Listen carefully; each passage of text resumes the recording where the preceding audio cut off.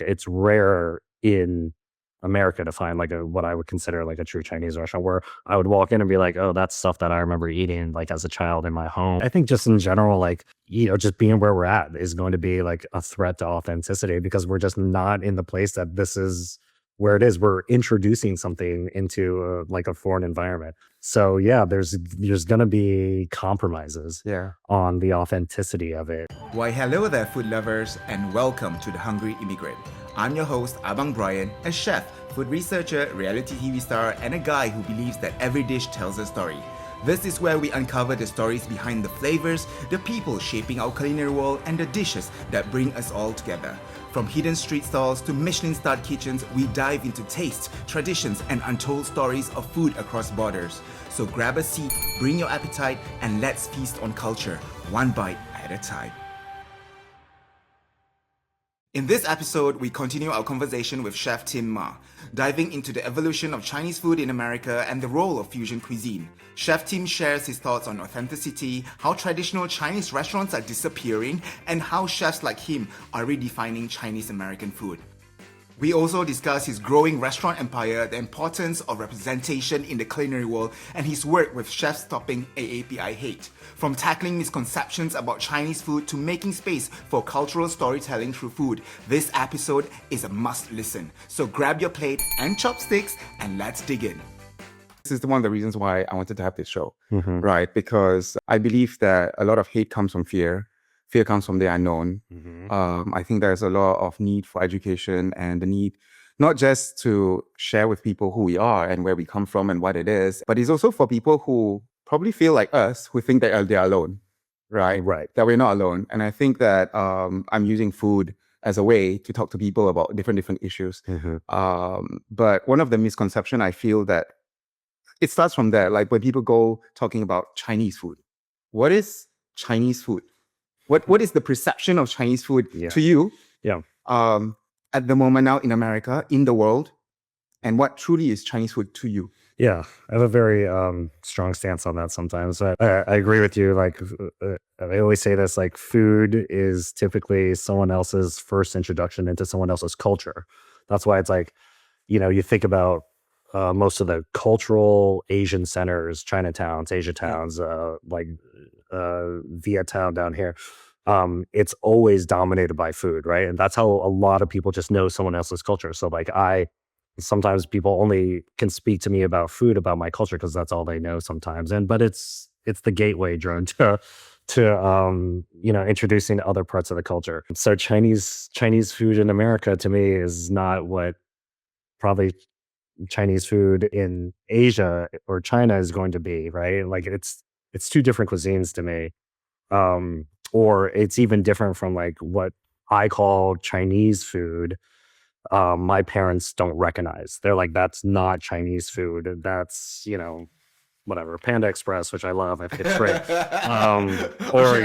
Yeah, exactly. So I opened a Chinese restaurant during the pandemic, but I specifically called it American Chinese food because that's what it is. This is Lucky Danger. Yeah, this is Lucky Danger. So it's like your General Tso's, your Kung Pao, but it was a modern take on it. But that is not Chinese food. So actually, there was a second half of the menu where I started to put on what I consider Chinese food, stuff that we would eat at home, like pork belly and mustard grains and like whole fish preparations and stuff like that. So we did that on the second half of the menu to say, for one, the Chinese restaurant is dying, right, in America, because that generation is passing, right? So like my parents don't want us to be a restaurant. They don't want this generation to be restaurateurs, but they all had Chinese restaurants, right? So that generation is passing and all their kids are doctors, lawyers, engineers. They're not going to carry on the Chinese restaurant. That's hard work. In general, like that cuisine is dying. So now it's up to this generation of Chinese American chefs, because most of them were born in America, or to kind of drive what the next generation of Chinese food in America is. But yeah, like it's rare in America to find like what I would consider like a true Chinese restaurant where I would walk in and be like, oh, that's stuff that I remember eating like as a child in my home or on travel. So what is that? What is that for you? Like for me, number one, round tables, red cloth. Red table. Yeah. But like even the smell, there's like some sort of a musky smell, which is the remnants of fried fish oil and a mix of tea. You know, and say, what is that for you? It's everything that you just described, plus like the Chinese zodiac paper menu. Yes, the tea and the lazy Susan and all of that. The Chinese restaurant that I remember, yeah. And those are far and few between. I can probably only name one or two here in DC area. Yeah. Well, the ones that I've been to are usually run by much older people. They've done it like I'm not sure a lot of people realize this, but they've done so much for what food is in America, right? So like such an influential piece of the cuisine here, but it's dying with the generation. Okay, I know I'm going to like go on limb here and like talk about something that is a little bit deeper that probably a lot of people have not heard about. And I'm gonna go deeper into Chinese food per se, right? We are already saying that, hey, you know what you guys know in America is American Chinese, it's not Chinese, right? But the truth is also that globally, even if people who say they know Chinese food, I feel sometimes it's not really well known. Because like, for example, Malaysian food, I can say Malaysian food is really easy. It's one small country. Yeah. China is a continent. I mean, it's not really a continent, but it's so huge, north to south. And like, I mean, if you look back on the ways we cook as people, I think we find similarities across all nations, that we cook because of seasonality. We cook because that's what we had.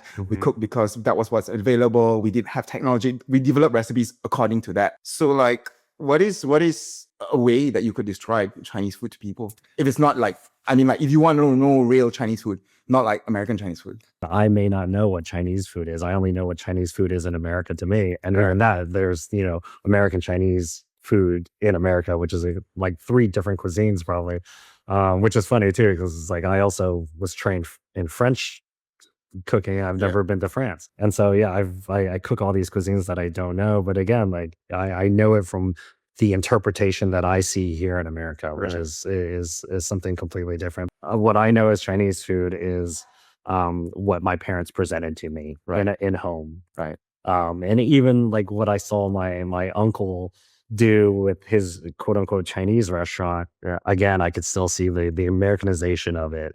And so, it's hard for me to say because my mom had her stable of like whatever 15, 20 dishes that she cooked over and over and over for our lifetime. And we ate that as a function of being super poor rather than like we didn't go out to eat at all. Yeah. Because we were just so poor growing up. Yeah. So what are those 15 dishes? It's the potato dish where it's like, julienne potato, carrot, celery, just then like white soy sauce. My mom's a super healthy eater. Your classic things like, lion's head meatballs. And then I remember like oxtail and daikon. I'll say it's not like the most flavorful stuff, right? I remember it was just like boiled in water and then we dip it in soy sauce, right? But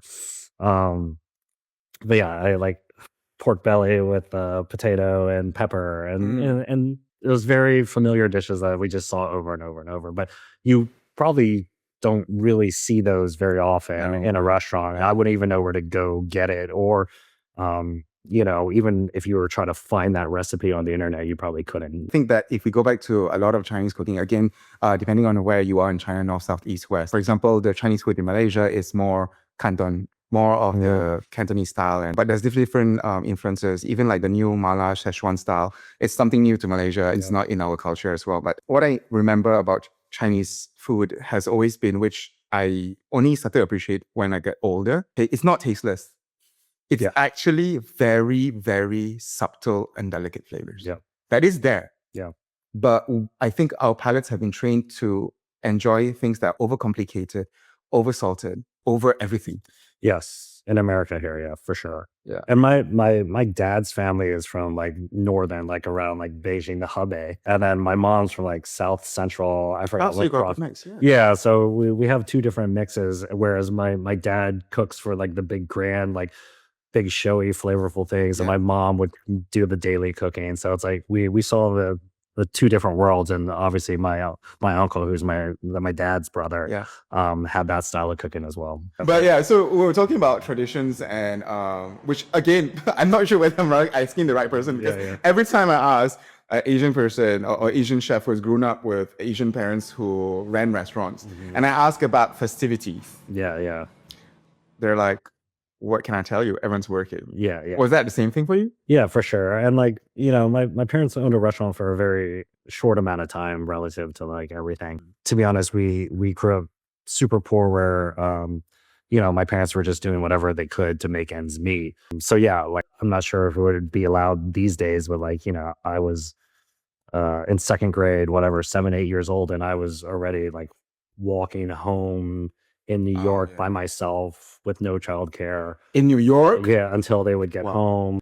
And so, but that was just a function of necessity, right? They couldn't afford a babysitter or anything like that. Um, but yeah, so like holidays, special occasions, like yeah, everybody was always working. Yeah. So yeah, festivities were few and far between in our household. But is there anything that, like any festivities that you remember, no matter what, everyone will stop? Yeah, it was always Chinese New Year. was Chinese New Yeah, it was always Chinese New Year where you would go to the community center or the firehouse, and all the Asian Americans would gather, and you'd get the red envelope and the lion dance and the buffets. I always reference these things because it's like we now end up as the restaurant here in DC. We cater a lot of these things. Like Lunar New Year is like the one of the busiest days for us, and it's oh yeah, of course it's called Lunar New Year here, but my parents don't recognize it as Lunar New Year. They're like, it's Chinese New Year. I was like, I guess yes, Dad. What do you say to that? Because I was never asked that question. Like, what would you say for this whole debate about the Lunar New Year or the Chinese New Year? I know it is Chinese New Year, and so that's what it is to me. But Because you grew up with it. but obviously, it's more worldly these days. I heard someone argue that you can't call it the Lunar New Year because if you say it's a Lunar New Year, it's based on the lunar calendar, which also is used by the Muslims, for example. So it will be a different date. And I'm like, dude, we're just maybe trying to find a name that everyone can use because the Koreans also celebrate it, the Vietnamese also celebrate it, and actually in Malaysia, growing up, we did celebrate Chinese New Year, and we always called it Chinese New Year. Yeah. I have no answer to that, but yeah, I think the argument will go on and on and on. But for me, what's more important is the food and the people and In the celebration. the celebration, right? And the ang paos, the hong paos, right? We call Yes, that. yeah. Before we go any further, I have this segment called the Hungry Question, where it's a quick fire thing. Okay. I ask you 5 questions, and like top of your head, what are the answers? Sure. Start. Favorite meal, Late night Chinese food ingredient that I cannot survive that without. I cannot survive with soy sauce. Children's favorite meal. Dumplings. My children say I'm best at cooking. Duck confit. Yeah. I always say go to the children if you want to know the real answers. Yeah, It's true. Like what you say, like, you do like, I mean, we want to represent the culture that we grew up with, but you're also influenced by your culinary training. And Yeah, for sure. Right? children will never shy away from telling you the truth, right? It was like one of the dishes I was known for when I was the chef. But it was like again, it was French Chinese was the cuisine of Kyrgyzstan. So it was a Sichuan peppercorn cured duck cooked confit style. Which is like difficult to balance because the peppercorns can sting you. Yeah, for sure. It became one of our signature dishes. Yeah. So, and my kids were so young, that's all they ate every time they came. So it stuck with them all the way to this day. They still ask me to make it, but I'm like, that it's an involved process, kids. You've been in this industry for how long now? Like a good 16, 17 years now. Yeah. almost 20 years. Yeah. What were your biggest challenges, and what do you think are the challenges of people trying to represent different cultures in the food industry? Biggest challenge is, I think, almost the dumbing down of the flavors, right? So it's like you're presenting unfamiliar flavors to an audience that wants it but wants familiarity in their cuisine, right? So that's always been a big challenge in quote unquote fusion. And so we fight that to this day in presenting things with a unique perspective of being Chinese in America, but at the same time giving them something familiar that they want to buy. Right, restaurants are already a hard business. Now try doing it with something that you're trying to be a pioneer in. Right. So it's very tough. Again, 2 questions to this. First of all, the word fusion food. Mm-hmm. What is your opinion on fusion food? I have never not liked that word. It's always been a word that I'm like, yeah, that's probably the best description of what we're doing, right? Yeah. And again, American Chinese food is fusion cuisine, right?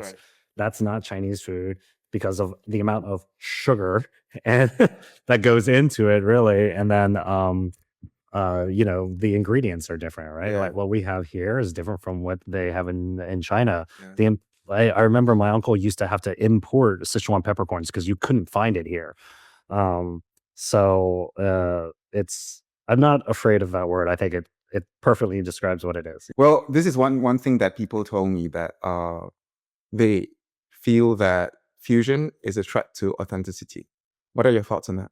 I think just in general, like, um, just being where we're at is going to be like a threat to authenticity because we're just not in the place that this is where it is. We're introducing something into like a foreign environment. So yeah, there's going to be compromises Yeah. on the authenticity of it. What do you think can be compromised and cannot be compromised at all? For you. This is probably going to be a strong stance on something, but to a certain degree, I think a lot of like almost everything can be compromised, right? Like, like it's not that you're like dumbing something down. Yeah. You're presenting it to a way that's familiar to them and that they can handle. Otherwise, it's just going to be rejected. How are you going to introduce your culture if it's immediately rejected, right? And so you have to present it to them in a way that they know and that's familiar. And that's how you start to spread the culture rather than just alienate. You can't go from 0 to 100 sometimes. Right. A lot of different things. Yeah. And so that's why in general, like I think there is a compromise to everything. And I think that sometimes that's the reality of us living it here every single day, right? And I think it's like in your menu, the way you constructed it in the beginning, it's more of a general acceptable kind of American version of it. And then like the later part of your menu, you have more of the real Chinese food, like the whole preparation of fish and stuff like that. Personally, it has always been on my mind. Like, for example, the way I love chilies, right? Mm-hmm. And I would call it water it down to a certain extent, because I felt that certain people in America, for example, would not be able to take it, or we like to cook with a lot of fermented fish paste and stuff like that. So I would water it down a little bit and whatever not to try to introduce it to people. And I've been called out a lot of times and told not to do it. Okay. Honestly, I would admit that I still do it for certain people, but I also realized that after a while, like you say, once you introduce it to them and you bring back the real punchy flavors that we're known for, they're actually okay with it. And it is a little bit ignorant to say that, but it's the truth. There are certain people who are just very open to it. Depends on where you are, right? Right. But the general mass, in your opinion, is not ready for it. I think it's just depending on your audience, right? I always say like read the room and see what's in front of you, and then you can determine like what to do. But yeah, like sometimes you have to ease into it. And I like here at Any Day Now, it's interesting because we took something that you don't see anywhere, like except for Chinese restaurants, the scallion pancake, which is like such a integral part of like, we always have scallion pancake in the freezer, just like dumpling, right? Yeah. But we introduced it in the McDonald's style, right? It's bacon, egg, and cheese, sausage, egg, and cheese. We present it in a way and be like, here, this is something completely familiar to you. You know this flavor. Yeah. You love this, right? But like here, let's present it to you with like our culture wrapped around it.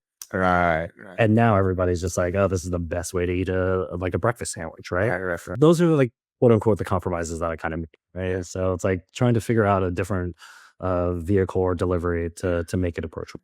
So now, like, the reason why we have been postponing over and over again, he's like, dude, I'm launching another 4 restaurants all together. I'm like, what? Okay, fine. Good excuse. Next month. Next, after 6 months, I'll call you back. But yeah, so right now, how many restaurants are you actually? Yeah, right now we're running 6.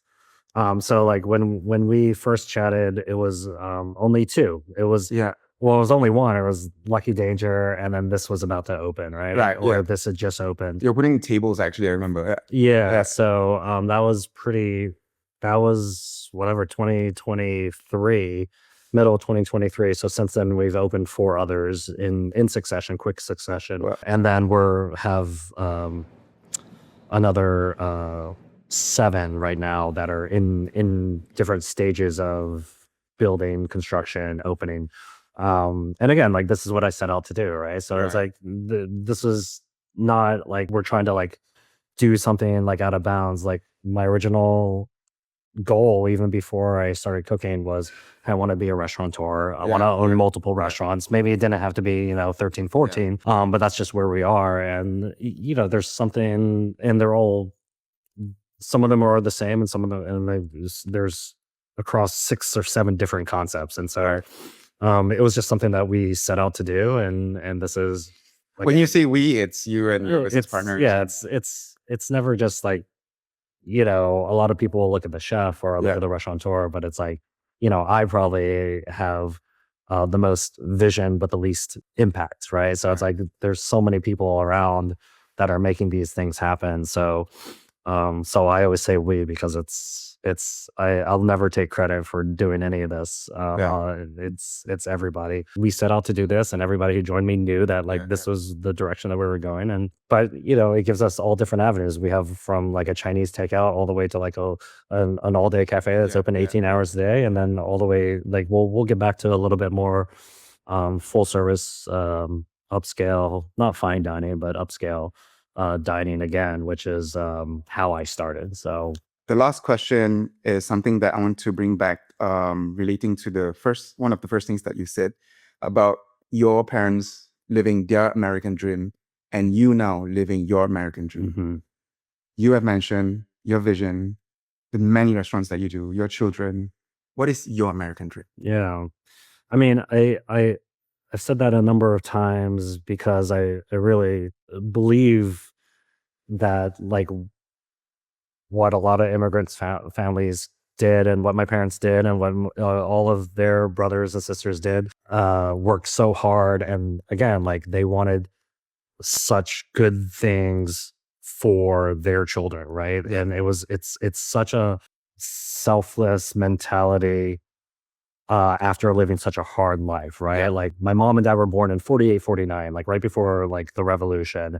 And so like growing up in just a war environment of uncertainty, right? And then being able to come here and raise their children in relative peace, which is how even though like I talk about like, you know, having rocks thrown at us, I look at my childhood in a relatively like peaceful upbringing. And again, like, uh, but I think sometimes the mistake is that your dream imposed on somebody else is not going to work out all the way. So like I remember the moment like when I graduated Georgia Tech, my parents came and I took my degree and I gave it to them. And it still like sits in their household because like that was the dream. I became the engineer, the Georgia Tech engineer, you know. Here, take it. Yes, it's like this is it. This is what you wanted me to be. I mean, I